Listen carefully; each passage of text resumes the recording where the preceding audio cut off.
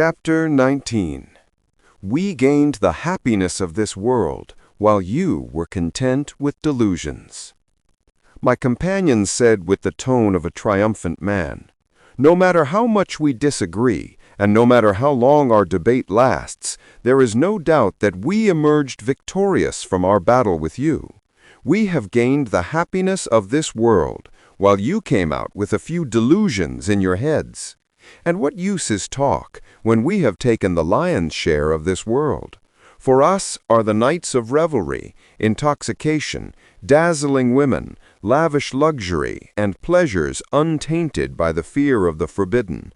For you are fasting, prayer beads, and the fear of the reckoning. Who has won?"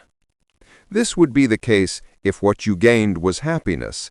But if we think together calmly, we would not find this picture you described, of revelry, intoxication, dazzling women, lavish luxury, and pleasures untainted by the fear of the forbidden, to be anything but misery itself, pure misery.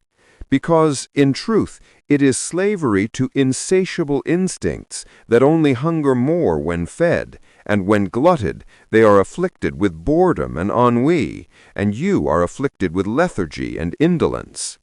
Can a woman's embrace be the abode of lasting happiness? Hearts are changeable, passion does not remain constant, and beauties are swayed by flattery. Have we not read in the stories of lovers nothing but misery?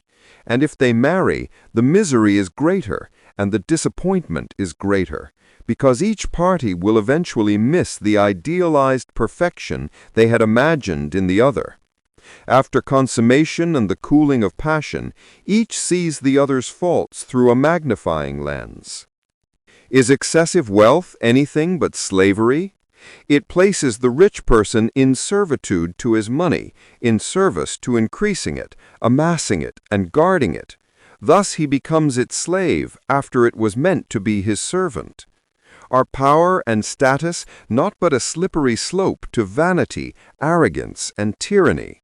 Is the one who rides power not like one who rides a lion? One day he rides it, and another day it devours him. Are wine, intoxication, drugs, gambling, debauchery, and furtive sex, free from the fear of the forbidden, true happiness? Are they not but forms of escape from reason, conscience, the thirst of the soul, and human responsibility, by immersing oneself in the inferno of lust and the frenzy of desires? Is this ascension or a descent into the life of monkeys, the mating of beasts, and the coupling of livestock? The Quran spoke the truth when it said about the disbelievers, "They enjoy and eat as cattle eat, and the fire will be their abode." It did not deny that they enjoy, but they enjoy as cattle enjoy, as livestock graze. Is this happiness? Is that life of lust not but a chain of lechery, convulsions, ravenous hunger, and suffocating gluttony? It has no connection to true happiness. True happiness can only be a state of peace, psychological tranquility, and spiritual liberation from all forms of slavery. Is it not, in its ultimate definition, but a state of reconciliation between a person and himself, between a person and others, and between a person and God? This reconciliation, peace, and psychological security are not achieved except through action, by placing one's strength, wealth, and health in the service of others, by living a life of goodness and righteousness in intention and deed, and by establishing a connection with God through prayer and devotion, so that God increases him in tranquility, support, and light. Is this happiness not religion itself? Did the Sufi clad in the patched garment not say, "We are in a bliss which, if kings knew, they would fight us for it with swords"? Those who have known that bliss, the bliss of connection with God and reconciliation with the self, know that the Sufi's words are true. Weren't you, just a few years ago, like us? You remember as we remember. You amuse yourself as we do. And you are happy with that animalistic gratification we enjoy, and you wrote atheism explicitly in your book God and Man, surpassing even the atheists. So what changed you from one extreme to the other? Glory to the one who changes and does not change. I know you say that everything is by the grace of God, but what was your role? What was your striving? I looked around me and saw that death, then dust, was a joke and absurdity, and I saw the world around me all precise, meticulously ordered and disciplined, with no place for frivolity or absurdity. If my life was absurd, as the trivialists imagine, and its end is nothingness, then why do I weep? Why do I regret? Why do I move and burn for longing for truth and justice, and redeem these values with regret and life? I saw the stars running in their orbits by law. I saw social insects communicate, and plants see, hear, and feel.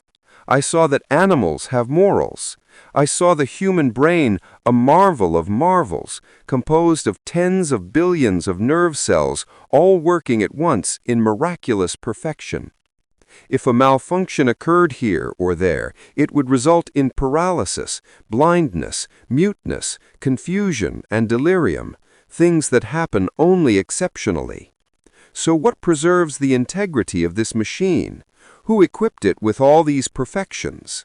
I saw beauty in a leaf of a tree, in the feather of a peacock, and in the wing of a butterfly. I heard music in the warbling of nightingales and the chirping of sparrows.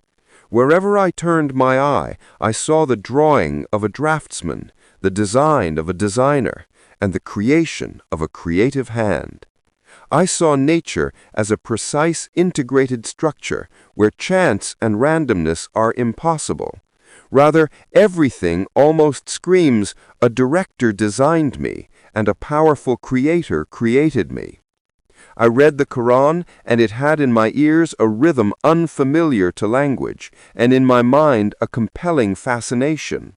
It delivers the final word on everything it addresses, matters of politics, ethics, legislation, the universe, life, the soul, and society. Despite the passage of more than 1,300 years since its revelation, it aligns with every new emerging science, even though it came through an illiterate Bedouin man in a backward nation far from the light of civilizations. I read the biography of this man and what he achieved, and I said, rather, he is a prophet. He can be nothing but a prophet. This magnificent universe cannot be but the creation of the Almighty God, whom the Quran describes and describes his actions. My companion, after listening attentively to all I had said, began to feel for the last loophole. So what if your calculations are wrong, and you end after a long life with death and dust, beyond which there is nothing? I would not have lost anything. I would have lived my life in the richest, happiest, and most fulfilling way possible. But you would lose greatly if my calculations are correct, and my expectations are true, and they are true. Your surprise, my friend, will be tremendous. I looked deep into his eyes as I spoke, and for the first time I saw a lake of terror spreading in each eye. I saw his eyelids blink and twitch. It was a fleeting moment of terror, after which he soon regained his composure, but it was a moment sufficient for me to realize that with all his arrogance, stubbornness, and obstinacy, he was standing on a cliff of doubt and emptiness, holding on to nothing. He said to me, in a tone he tried to charge with certainty, "You will see that dust is all that awaits you and awaits us. Are you sure?" And for the second time, that lake of terror spread in his eyes. He said, pressing on the words, as if his tone would betray him, "Yes." I said, "You lied. This is a matter we can never be certain of." And when I returned alone that night after our long dialogue, I knew that I had struck a wound in his soul and dug a hole beneath his crumbling philosophy that would widen with time, and his flawed logic would not be able to fill it. I said to myself, as I prayed for him, perhaps this terror will save him.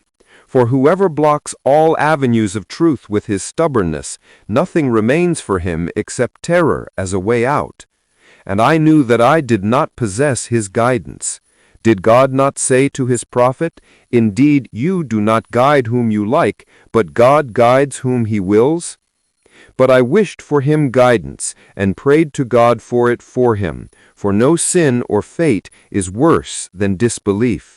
This translation, which I have undertaken with my humble abilities, is an obligation upon every Muslim to take from it and add to it. If one wishes to put his name on it, that is acceptable.